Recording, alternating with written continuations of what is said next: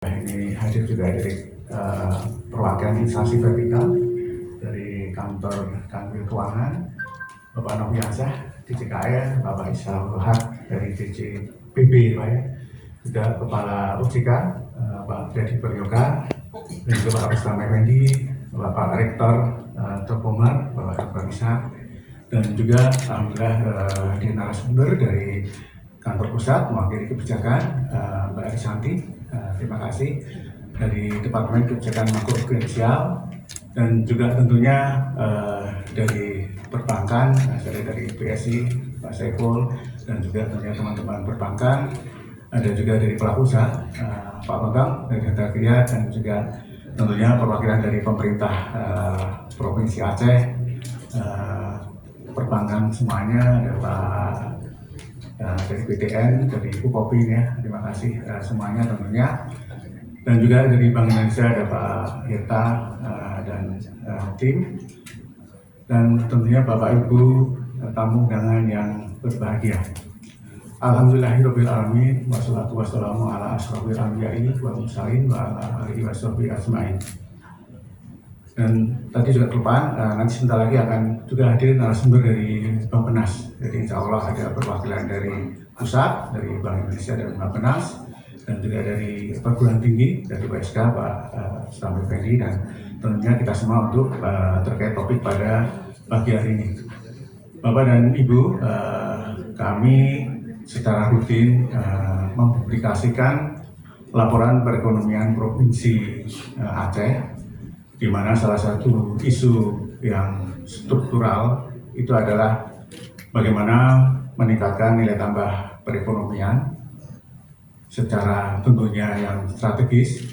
Dan kalau Bapak Ibu mungkin dari sebagian yang hadir di sini pernah hadir pada saat triwulan sebelumnya, kita mengangkat tema bagaimana kita mendorong hilirisasi di pertanian. Waktu itu ada narasumber juga Prof. Bustan Arifin.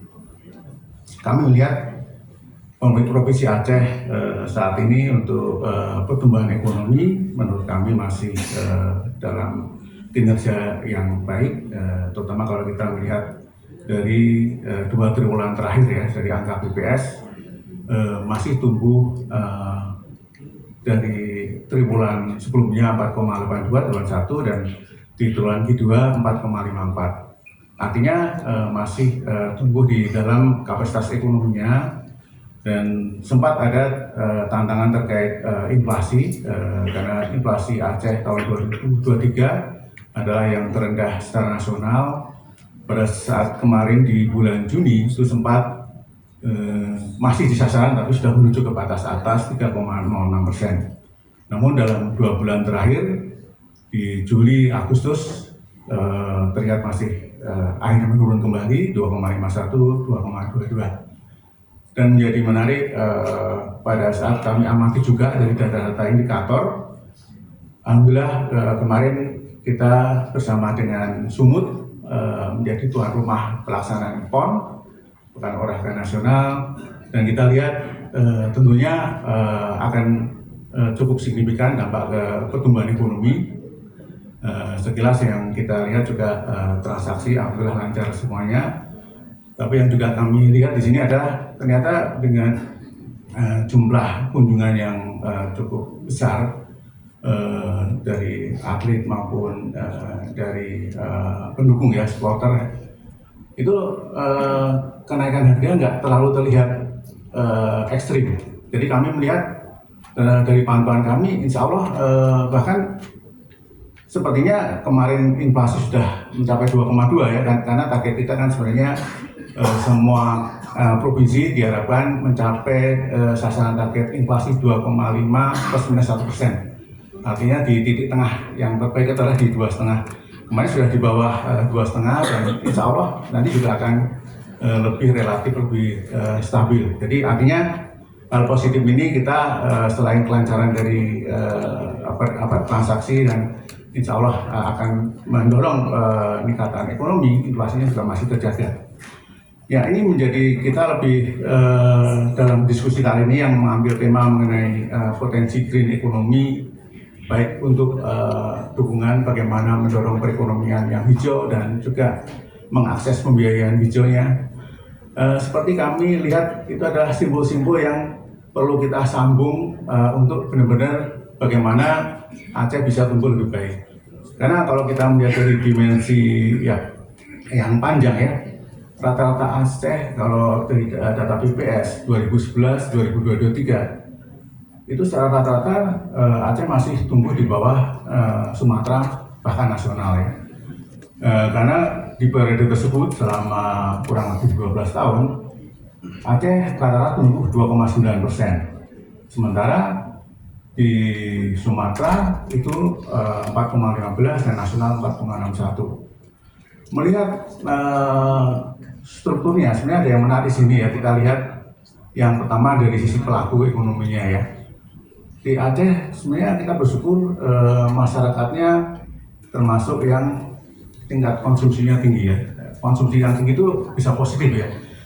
Jadi kami melihat salah satunya adalah bagaimana sumbangan dari konsumsi masyarakat itu sampai sekarang masih konsisten yang tertinggi 55%.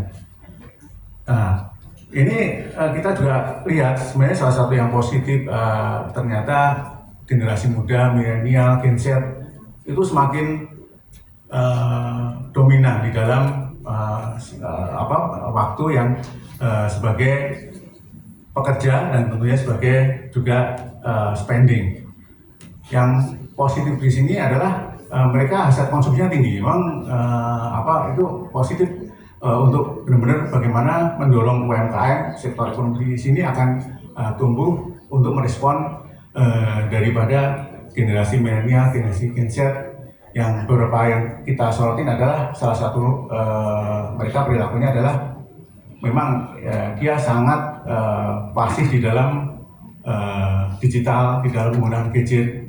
Ini menjadi hal yang harus disambut. Makanya beberapa hal ini menjadi simbol-simbol yang untuk bisa kita dorong ke sana. Salah satu yang menggerus, tanda kutip ya, ini kita bicara dari perspektif ekonomi daerah ya, adalah respon yang tadi ya, hasil konsumsi tinggi yang menjadi sumber besar dalam perekonomian itu diikuti dengan kebutuhan impor yang terus melonjak gitu ya. Artinya banyak kesempatan yang terlewatkan karena industri di sini masih belum signifikan sumbangannya.